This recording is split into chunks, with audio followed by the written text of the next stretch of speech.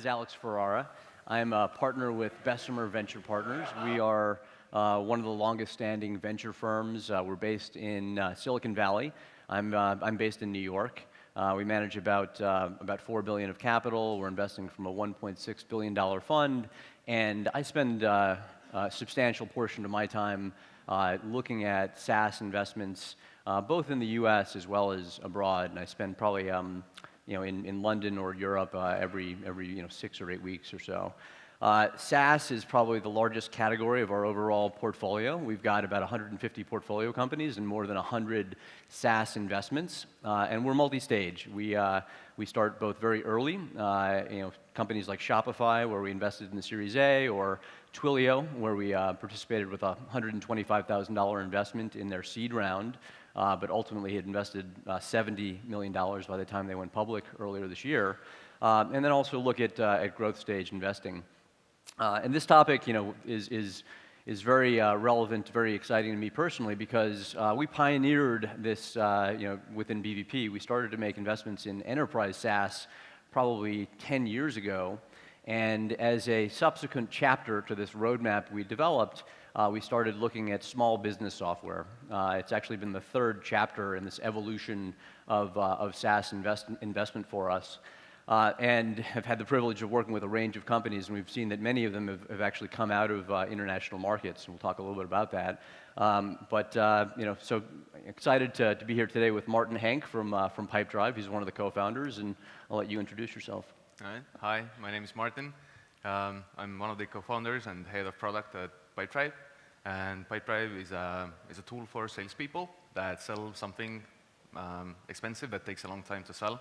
And they need this pipeline view for keeping track of their sales. And Pipedrive is a little more than 6 years old. We're mostly based in Estonia, or at least we're started in Estonia. Most of the people are still there, but we also have a really small office in Silicon Valley and around 40 people in New York. Overall, there's a little more than 200 people working at Pipedrive, and we have more than 30,000 customers all over the world. It's very global, and mostly small businesses. Great.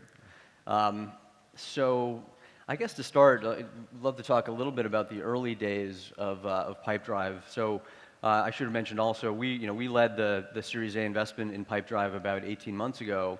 And when we were initially speaking with you and the founders, one of the things that always really resonated with me was this concept that Pipedrive, from the very early days, was very much about making salespeople more effective and helping them to be more effective at closing business and figuring out where to spend their time and attention on a day-to-day basis. I always really, was what resonated with me was just that laser focus on that mission. Hearing about the early stories, even years before founding the company, I know two of your co-founders had actually moved from Estonia to the U.S. and had been door-to-door salesmen of books or educational materials. Can you talk a little bit about that experience and how it influenced the company's early days? Yeah, sure. There's this company called Southwestern, and they are selling educational books door-to-door. And a big part of their salespeople tend to be Estonians for some very strange reason.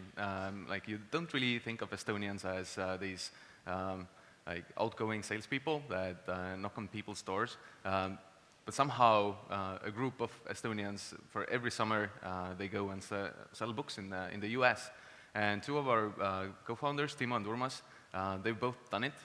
I think Urmas multiple times, Timo for one summer. And I guess the sales DNA really comes from that gruesome experience of 6 days a week, 12 hours per day, just knocking on doors and getting no after no after no. That's definitely the founding experience for the team. Mm-hmm. And so, after that experience, they'd moved back to Estonia. I guess you'd met up with them at some later point. How did you initially take that learning, that experience, and figure out how to convert it into a SaaS product? I mean, what was the experience there? So yeah, when they came back, they started their own sales consultancy where they would teach other companies to sell better, and they did that for more than a decade. So they've been working together with thousands of small companies and teaching these salespeople to use the pipeline model and to be more efficient in sales and using the activity-based selling model to be more effective. And after that 10 years of experience, they also saw that none of the tools out there are really made for the salespeople. They were mostly made for the manager or someone above them to run a report, and the salespeople just had to fill out these long forms, and they didn't really want to do that because they felt it was slowing them down. So that experience of not having a tool that they could use to sell their services, and also not having a tool that they could recommend to their customers. So yeah, use that one, and it will be more efficient. Lack of these tools made them kind of realize that they need to build their own. Okay. So you and I were talking a little bit yesterday about SMB software in particular, and the idea that, or the fact that for some reason, Europe and international, outside of the U.S., markets, Europe, Canada, Israel, it's really been a very fertile ground for the creation of small business SaaS companies. I go through and I think about some of the successful ones. In addition to Pipedrive, obviously we have Intercom, another one of our portfolio companies we're very happy to be invested in, based here with an office in California as well. Companies like Zendesk that came out of Denmark, Wix out of Israel, Xero out of New Zealand, TalkDesk out of Portugal. It seems like a very large, disproportionate number of the successful SaaS companies, SMB SaaS companies, have come out of either Europe or non-US markets. Why do you think that is? I mean, why has it been such a good sort of fertile ground for the creation of these companies? Yeah, I think there's many reasons, but if you're outside of the US, it's really difficult to launch a consumer business. Also, if the local market is quite small, launching an enterprise business, it's possible, but you won't really grow too big. So this kind of forces you into B2B and also into SMB, where you need to go global. It's difficult to go global if you need to make every sale in person. And then, yeah, the logical way to go is go into B2B SMB so that you can distribute globally. Mm-hmm. Do you think, in terms of capital efficiency, I know our friends, Philippe Botteri at Excel had come out with a report just in the last few days that talked about some trends that they had seen in international SaaS companies, and one of them I thought was really interesting was the idea that international SaaS companies have raised on average 30 to 40% less capital than their U.S. counterparts for a given stage. Do you think it is? Does your euro go further, than in the U.S., in Europe? I mean, what is it that allow these companies to be more capital efficient than their U.S. counterparts, or is it that they just, by necessity, haven't had access to capital the way many of the U.S. companies have? I think that definitely contributes. It's much harder to raise capital in Europe, but it's also, as the salaries are lower, the real estate is much more affordable. I think our rent in Estonia is 5 times cheaper than in New York, for example. Mm-hmm. So that really contributes. Also, the people, at least in Estonia, are much more loyal, so they don't jump from company to company that much. So that also helps with efficiency. And so you mentioned that the compensation obviously is different between an area like Estonia and New York. From a cultural standpoint, are there any frictions there? I mean, how do you deal with situations where people in Estonia are earning some fraction of what their counterparts in New York might be? How do you manage from a cultural standpoint? Any frictions around that, or expectations where folks in Estonia might say, well, wait a second, we're doing a very similar job. Why is that person getting 50% more salary? I guess in the end it comes down to transparency and just explaining to people what the costs are. So in the end, it doesn't really matter how much you get paid. It matters how much of that paycheck is left by the end of the month. So if your rent is higher, your food and everything else is just so much more expensive, you do need to get paid more. But that doesn't necessarily mean that these people are more wealthy by the end. So probably you might even have more money left in Estonia, even if you get paid less. Mm-hmm. Okay. So let's talk a bit about building a company in Estonia. So you've got 160 or so employees based in Tallinn and Tartu in Estonia, and maybe about 30 or 40 in New York.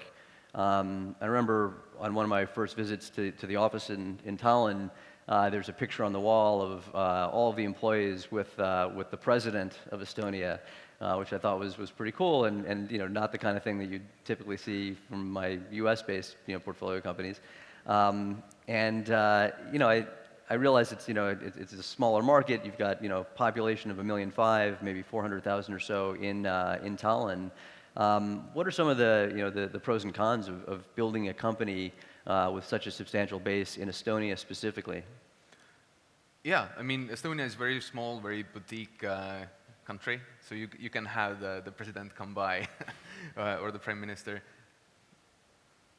Yeah, the talent pool definitely is smaller, so we do have to also bring people from abroad. At the same time, it's easier to stand out. For example, this year Pipedrive got the Best Employer in Estonia award, and I think like that really you get a lot of good press in the local channels, and that really helps in the talent market, where like if the pool is small, you need to really fight for the best people. And if you stand out, I think we're at the size and at the quality where we really stand out, and that makes it easier for us to find really great people to join Pipedrive. And so then, at what point did you and the co-founders decide that it made sense to move to the U.S.? I mean, you opened an office in California. How did you know when was the right time to do that? We were kind of forced to, because we built the product early on, and we saw that salespeople really liked it, but we were not able to get it to grow globally. We were getting 10 new customers every month, and at $20 a piece, it didn't really make for a good business. And we saw that we need to do something drastically different. So that forced us to go to Silicon Valley, get into the AngelPad accelerator, and following from there, we started seeing this need to open an office in Silicon Valley to kind of breathe the air and drink the Kool-Aid and start believing in all of that, so that it is possible to build this huge company. And yeah, we opened an office in Silicon Valley, grew it to, I guess, 10, 15 people, and then we kind of closed it down, moved it to New York. And that was interesting. I remember, this was after we had invested, and we had grown the team in Silicon Valley. And I remember getting a call one morning from Steve Oriola, who said, we've decided we'd like to shut down the office in California and move to New York. And what do you think about that? And I'm based in New York, so I was somewhat biased, and just said, sounds great. Do what you think makes sense. If everybody's on board. And it seems like there's been a lot of discussion today about the pros and cons of different locations in the U.S. How has that experience been? Now that you've moved the office to New York, it's been roughly a year. Was it the right decision? Or do you think it was the right decision in retrospect? Yeah, definitely. I mean, there's 10-hour time difference between California and Estonia, and that means that there's no overlap in working hours at all. And in the beginning, we felt that, okay, it's necessary, we will kind of power through. But after the A round, we saw that there's a need to hire more people in the US, and growing 2 offices rapidly where there's no overlap, no really good time for these 2 offices to communicate, seemed like something that we should not do. Now with the 7-hour difference between New York, there's a couple of hours of overlap. So when people come in at 9 or 8 in New York, they still have a couple of hours to run all the meetings. So for me, it's been a really big difference. I think for most people that work from Tallinn, not having to do these late night calls with the US folks, and also people used to have these 6 a.m. calls in California, always nursing their coffees in the kitchen, half asleep on the call. Definitely not a very good experience. Mm-hmm. And how do you think about hiring and placement, geographical placement of talent and functions? I mean, I think one of the things I hear from a lot of companies as they expand from Europe to the US is this cultural tension between recognizing or, in many cases believing, rightly or wrongly, that they can find some of the best executive talent in the US or some of the best, sales and marketing talent. I think, as mentioned earlier, I think Nikos from Workable had mentioned he thought, sales and marketing talent in the US was better in general than what you could find in Europe. But you don't want to get into a situation where you've got all of your senior execs, based out of New York or Silicon Valley, and then the people that are left in Estonia or elsewhere feeling as though all the key decisions are made elsewhere, and they're just kind of viewed as a low-cost, engineering or product group. How do you manage that? I mean, is that a concern? It definitely is, and it's been tricky at times. We try to manage it as well as we can, and it's not good like either way. It's not good for people in the US feeling that, oh yeah, all the decisions are made in Estonia, and this is where everything happens, and we're just here doing our stuff and not having a say. So it could be bad either way. We're doing what we can. It's a constant iteration and learning experience, for sure. What have you put in? What do you expect you'll keep in the U.S. and what will you keep in Estonia or elsewhere in terms of functional talent? Yeah, so there's some key roles in marketing, for example, that just don't exist in Estonia. There hasn't been this kind of companies around before where people could get these this kind of experience. So that will have to be in New York for a while still. Also sales, if you really want to do US sales, you do need local people, native speakers, making these calls. Otherwise, it's just not that efficient. And we also do support from New York. And also the finance. It's so basically impossible to find finance people in Estonia that could understand the US tax system, for example. Yep. Okay.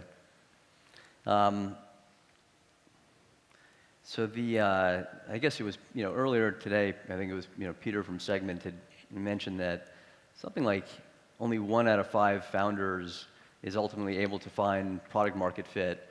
And, Pipedrive is unique. I mean, you have 5 co-founders, so you've been, I guess maybe it was a stroke of genius that, you were covered from the very beginning.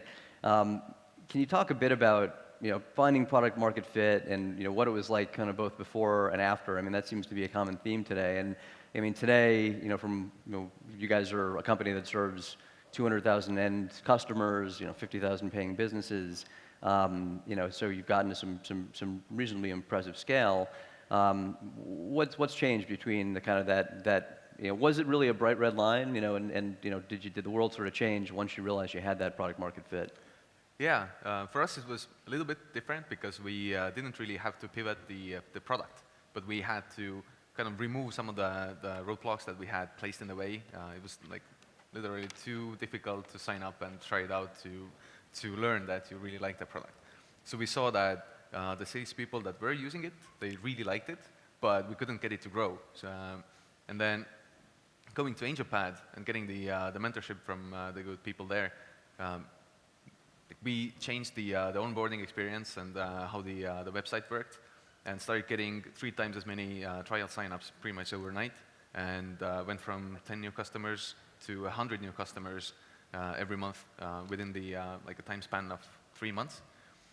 So it wasn't that much of a landmine because we didn't change the product, and it wasn't an overnight success, but it was clear that, okay, now that we made the initial experience better and are actually allowing people to experience Pipedrive, then it started growing much more rapidly. So now we're adding 3,000 companies every month. So it definitely, there was a period of having the product that people liked and having product market fit where it actually started growing rapidly. Mm-hmm. And most of the growth has been organic and word of mouth and viral. Especially as an investor, we often look at these companies that have great powerful organic growth engines, and it's a wonderful thing when you can get that to work. I mean, we often will say the best form of marketing is having a great product and really just continuing to invest in that product and figuring out the levers and figuring out how to drive that organic growth. I think the flip side to it is, you really want to also have a rinse and repeat sort of marketing engine that will allow you to scale to 20, 50, 100 plus million of revenue. With so much of the growth coming from organic, and just being fairly still early in terms of scaling marketing, how do you think about the risk there?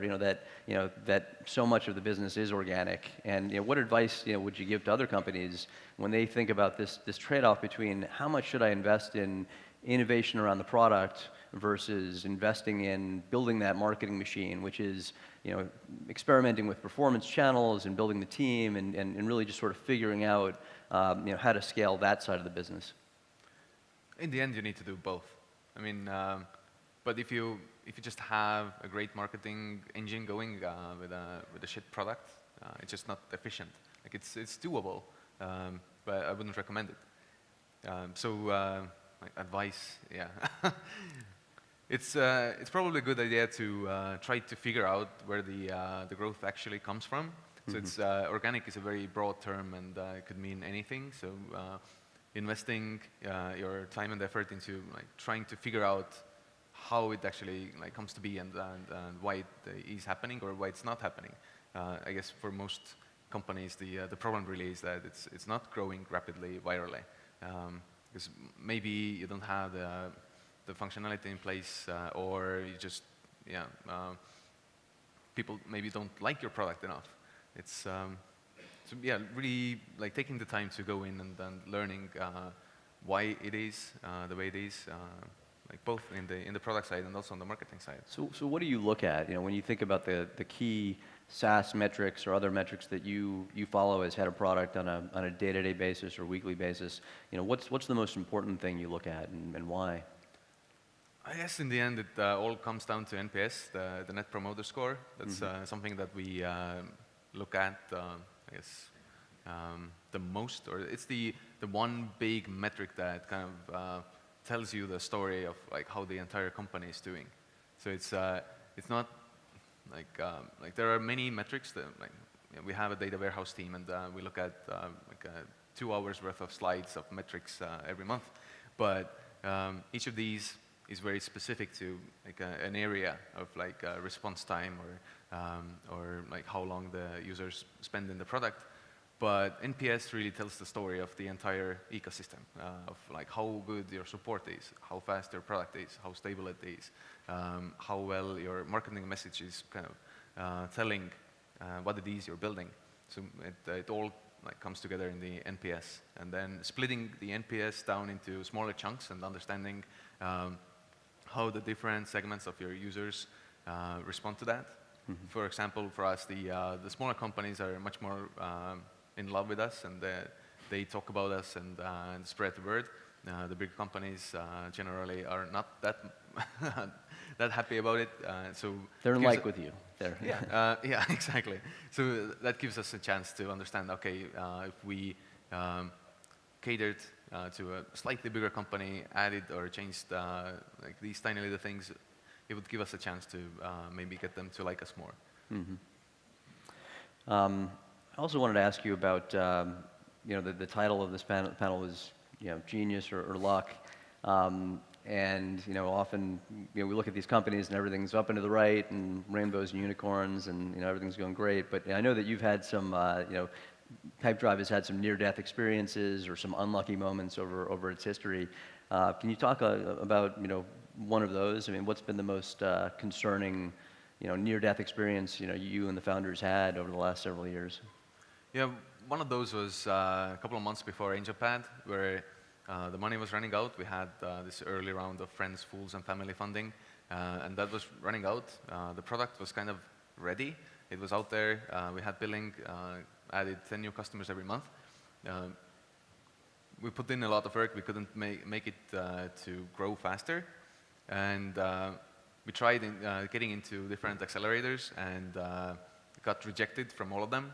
So like Seed Camp got to the finals, didn't get in. Techstars New York got to the interviews, didn't get in. Y Combinator got to the interviews, didn't get in. So there was this negative pattern, and it really felt like maybe we're doing it wrong. Maybe like we should be doing something completely different. Maybe we should shut it down. And I think Bart from Full Contact has this saying of like deciding not to fail. Really like that concept. So we decided not to fail. Sent Ragnar to Silicon Valley. Like he stayed there for like 3 months, knocking on hundreds of doors. Finally got us into AngelPad, and then everything changed. But yeah, the months before that was a pretty dark time. Yeah. And raising capital, can you talk a little bit about that experience? Raising, obviously, I led the Series A, so you have to be careful with what you say, I guess. But what was your experience? Coming from Estonia, I mean, it's a market where obviously, not much venture capital. There have been some nice successes in that market with Skype and with some other startups that have emerged. But a challenging market from which to raise capital. What was the experience in raising capital, and why did you decide to go with a U.S. investor versus a European investor? Yeah. Especially 6 years ago, it was super difficult for an Estonian company to raise any kind of funding. So we were lucky to have this really early stage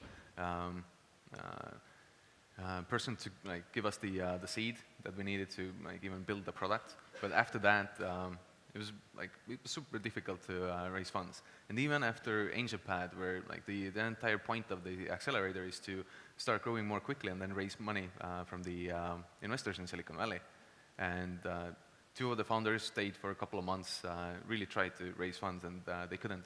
So they came back to Estonia. We worked for the entire winter, got to 1,000 customers, got profitability, and then it was much easier to raise funds. So they were able to raise, I think, like $700,000 over the phone from investors that they never met before in real life. What scale were you at that point? I mean, was there a magic revenue number or customer number? Yeah, I guess revenue number. Yeah, the 1,000 customers and just being profitable, not needing the money anymore, that got people's attention. So before that, we always were in need, and it's not a good place to raise money. Okay. Maybe just lastly, we've talked a little bit about about the benefits of expanding to the U.S., and I'm curious to get your view on the exit environment. As an investor, we're always looking to back great teams, but often we found over the life of the companies often move to the U.S. because they also, for a variety of reasons, but one reason is the exit environment tends to be quite healthy. And over the last 6 months, we were looking at some data within BVP, and something on the order of 24% of the public cloud market cap was acquired just in the last 6 months. And there have been just some massive acquisitions. So Microsoft acquiring LinkedIn for 18 or 19 billion, Oracle NetSuite for 9 billion, OPower, Salesforce Demandware, Cvent, Textura, Marketo. And these are mostly billion-plus-dollar outcomes, and they've all been in the U.S. And very few exits in Europe. Do you think is it important to be a U.S. company in order to benefit from this exit environment? I mean, do you think that's gonna? It seems like the data would suggest it is, but do you see any signs that might change over the next 5 years? And do you think about that at all as you look to build your business? Yeah, I think having the office in the U.S. definitely adds credibility and helps with the exit, either being acquired or going public. So yeah, there's always a potential to go public locally. The Tallinn Stock Exchange doesn't sound that exciting. So New York sounds much more exciting. I agree. Great. Well, thank you. I think we're out of time. Yeah. Thank you very much. Thank you.